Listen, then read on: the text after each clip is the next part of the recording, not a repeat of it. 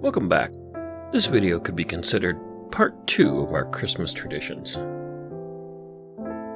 Hold up. This is supposed to be a Christmas video.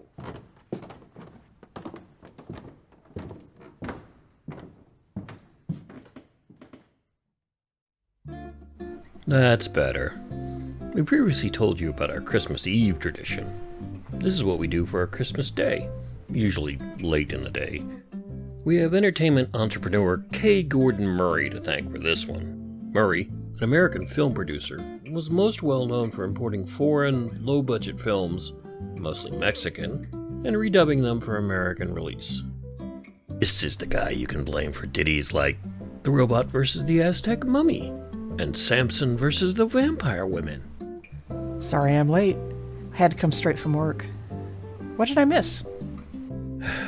We were just about to talk about Santa. You changed the set dressing, didn't you? Well, it is supposed to be a Christmas movie tradition. So as far as I'm concerned, it's Christmas till I say otherwise. Jeez, a little warning would have been nice.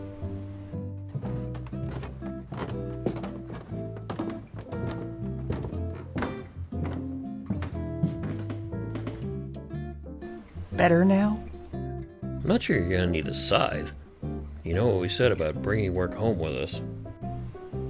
I'll think about it. So, to bookend our Christmas Eve tradition, Oh, thank you for the spoiler alert. we move swiftly on to our Christmas Day tradition. Only a week late? That's good for us. What can I say about this movie? Imagine if your family dragged you to church on Christmas, and on the way home, you decided to drop acid.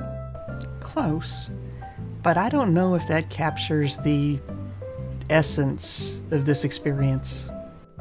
I know, it's just hard to put into words. It's a stupid Mexican kids movie! I'll go with that.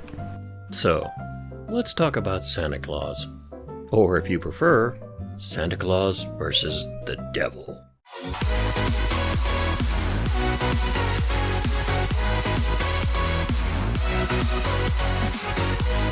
Thus I was able to see the changing world in a series of glimpses.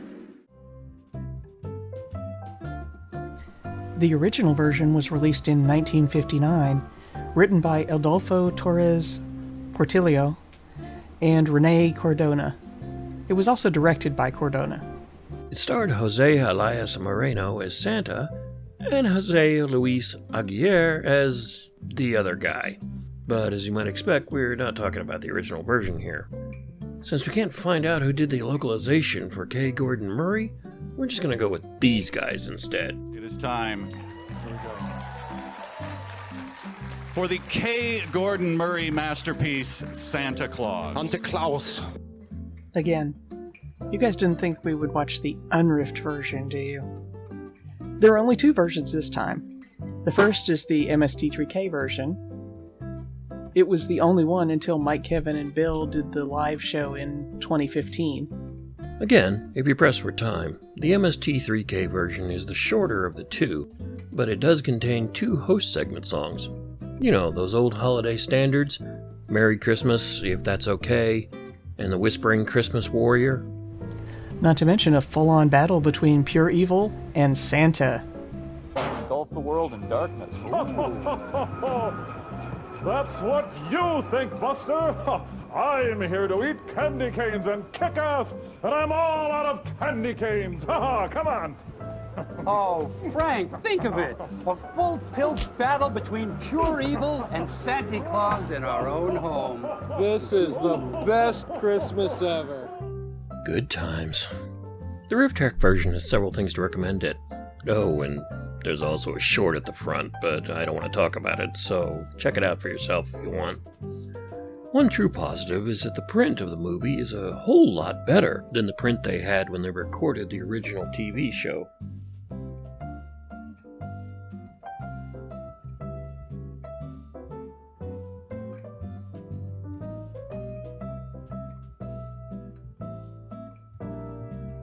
Additionally, the Riff Tracks version has a lot of restored footage that was cut for time from the MST3K version, like the extended cut of Pitch's dance sequence.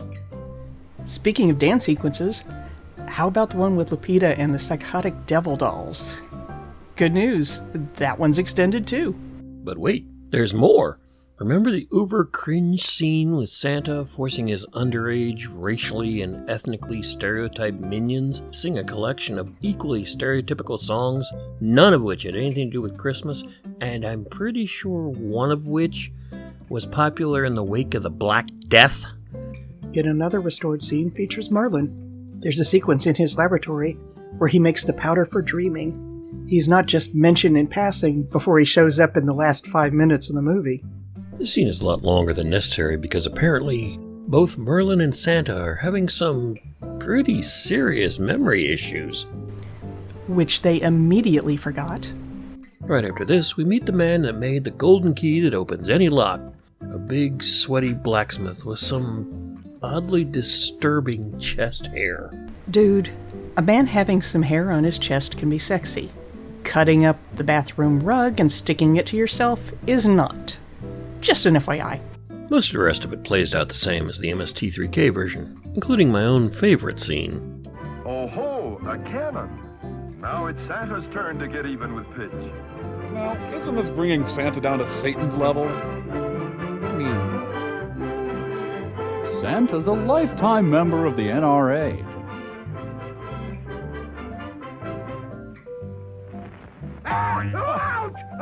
this is funny. I don't care what anybody says.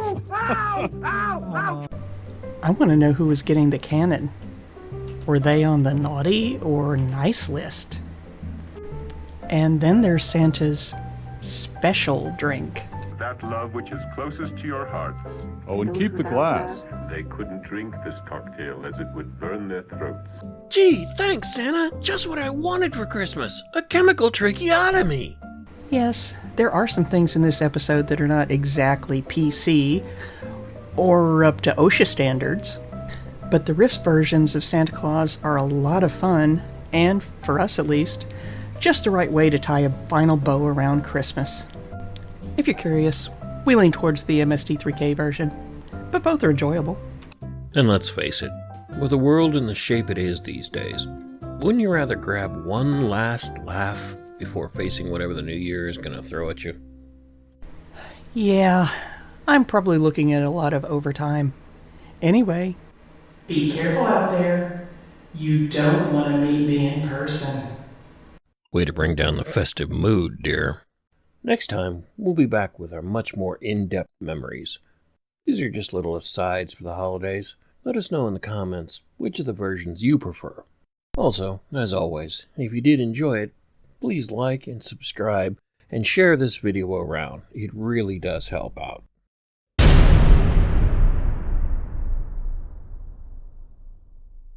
We hope you had a Merry Christmas and have a very Happy New Year. As always, I'm the Hammerson, and that's what I remember.